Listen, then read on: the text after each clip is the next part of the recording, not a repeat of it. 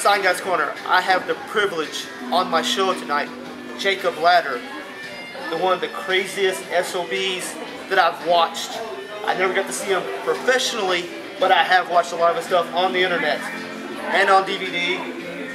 Thank you, sir, for being on the corner. I appreciate it. Appreciate it. What brought you into the sport of professional wrestling? As most guys in this business, as a little boy, I grew up watching it. And now I grew up on the old shit, where I grew up on Ric Flair and the Road Warriors and Dusty Rhodes. And I grew up in South Carolina, so I grew up on old Georgia run NWA. I didn't grow up on Vince McMahon's cartoon stuff.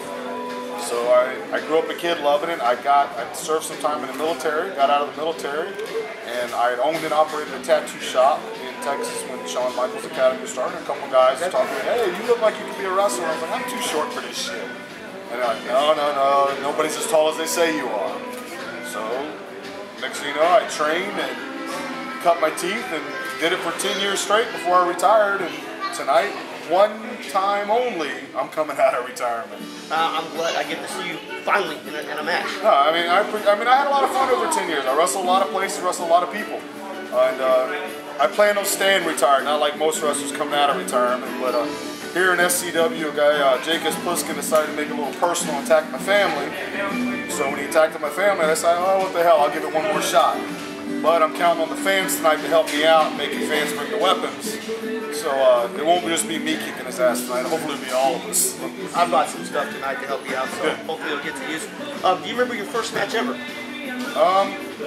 My first match ever was at Nightmare on Grayson. They were doing like wrestling outside at the haunted house. And I don't remember who I wrestled, but I was fortunate enough, or unfortunate, I was one of the young guys who, I'm a believer young guys should get their asses kicked for a couple months. And I won my first match. It was out at a haunted house, in front of haunted house people, and it was a lot of fun. But it was with a company called South Texas Extreme Wrestling, run by a guy named Jack Armstrong. And El Latino, who's working my show tonight, was the booker at the time. Okay. And so they helped break me, him and Tito Sanchez broke me into the business. And I worked with him for a while, and went on from there. So, technical hardcore. How did you get involved in the hardcore aspect? The people that really know me know I can actually wrestle. I can do the comedy, I've done wrestling, but I'm not a pretty boy. I never claimed to be a pretty boy. So I don't mind the scars, so I don't mind bleeding. And I learned that if you want to make money in this business, you either got to be real pretty, or you got to be willing to get the shit kicked out of you and bust open. So I learned I can make a lot more money bleeding every night. And I'm one of the few guys in the indies that was fortunate enough to wrestle 10 years and probably spend 4 to 6 of those years literally wrestling 4 days a week. Which in today's day and age, you got a lot of guys who call themselves wrestlers who wrestle 4 days a month if they're lucky. And myself and Darren and Rachel hit the road, and we were on the road from Wednesday night till Monday morning, wrestling 4 days a week. And made some good money, didn't make any money, and usually bled 3 out of the 4 nights a week. But you make more money bleeding than you do not bleeding. Well, speaking of Darren, y'all were in a tag team called the Children of Pain. Yep. And y'all actually went on a death match show. Yep. And one of y'all set yourselves on fire. Yeah. How did that come about? Well, we did King of the Death match, and that was singles. And we had fun. I wrestled the year before as King of the Death match champion, and then we were invited back for the tag team tournament of death.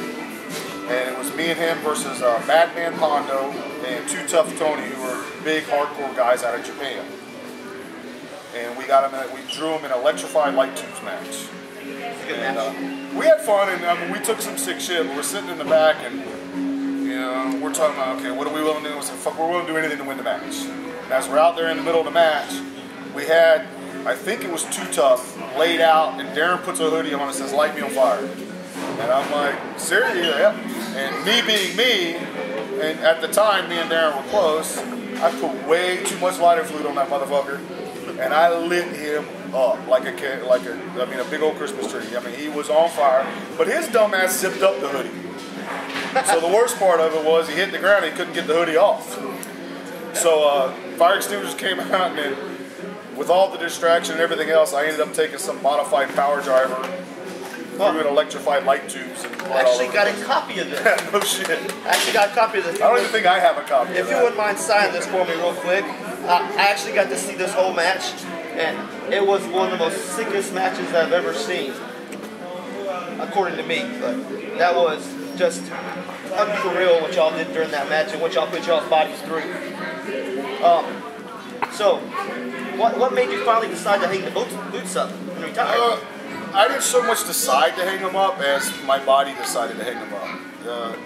Those that are close to me know I've developed post-concussion syndrome. Real common with NFL players. People like to say what we do is fake and all that kind of stuff, and it ain't. Getting hit with a steel chair ain't fake. I don't care how you do it. You know, going through light tubes not fake. I don't care how you do it. And unfortunately for me, I get concussions at the drop of a hat. And tonight will probably be a couple of them. So it's just wrestling, and it got to the point my memory stunk. I came home one night. My missus who's over there watching me and giving me devil eyes. There was a night I came home so beat up from wrestling, I think it was Necro Butcher, I didn't even remember my own kid's name. Man. So the concussion was bad, and then on top of that, my back's gone from all the big bumps and the steel chairs and ladders, where all but 2 of my discs are completely gone. So I really shouldn't be in the ring ever again, but what's one more night? True. What do you say about the kids in the backyards that are trying to do the same stuff that y'all did? Kids in the backyards, in my opinion, it's a bunch of morons that are going to end up crippling themselves. And if they want to be a wrestler, that's fine. Get a little bit older, join a good wrestling school, get trained by somebody who knows what the hell they're doing, and learn it the right way and pursue your dream that way. Getting out in the backyard and hitting somebody with a power driver when you have no idea how to do it, or taking a bunch of light tubes or barbed wire, that shit hurts, and don't be young and dumb. Well, thank you for your time. You be safe today during your last match. It's my only one, man. So my old lady's telling me to be safe, and the owner of this company's telling me to be safe. But I'll tell you one thing: I'm only doing this one more time, so y'all might be dragging my ass out of the ring, but we're gonna have some fun tonight, one way or the fucking other. That'll work. So I appreciate all the time. I know you're a busy person. Thank you, sir. Brother. Appreciate it. Jacob Ladder, Sign Guys Corner.